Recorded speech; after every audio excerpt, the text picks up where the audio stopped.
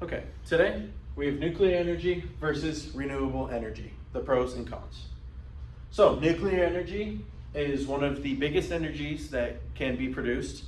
It's powerful, strong, and creates lots of energy with very little fuel. So, it's clean energy with no greenhouse gases. Greenhouse gases are what cause the Earth to be too hot, and also create it to have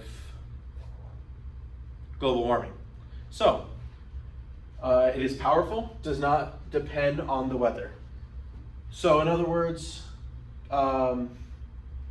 nuclear energy is very clean. It uses its own nuclear power to create energy, which is used through the United States and other countries, very major countries, which is obviously proven that it's reliable.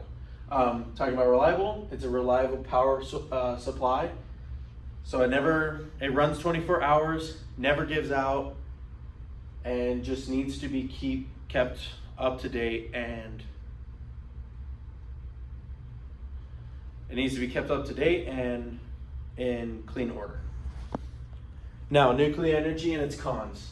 Nuclear accidents happen when the nuclear energy source or plant is not well taken care of, maintained, or managed. It is one of the biggest power supplies, but also one of the most dangerous. So if it's not well taken care of, it will be a very bad accident like Chernobyl and other accidents that have happened nuclear-wise in the past. Radioactive waste, after the fuel from the radioactive waste and used for nuclear energy, it's not renewable. So if you use all of your energy, you have no more energy from that blob or fuel, then you turn it into waste, and it's very hard to control and keep in a safe environment. And the limited fuel supply. So there's only a limited fuel supply, and once all the fuel is gone, just like our fossil fuels and other things that create greenhouse gases, then we're out. We're out of nuclear energy, just like fossil fuels.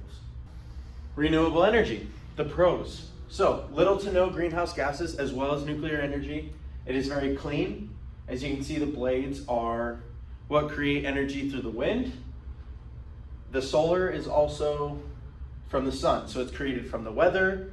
It needs weather, and so it also creates job creation. It creates jobs.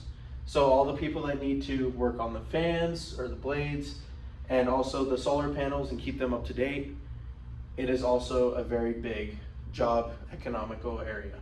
The energy independence, it's very dependent, so you can keep all of your fans and all of your solar panels, and there's much others like water, which is renewable because it just turns a blade. So if you have energy independence, it relies on itself and the weather and stays very reliable. The technological innovation, so it creates more jobs, and also there's room for improvement. So if the fan blades create havoc for the wildlife, there's ways to prevent that, and so there's technological innovation inside of that.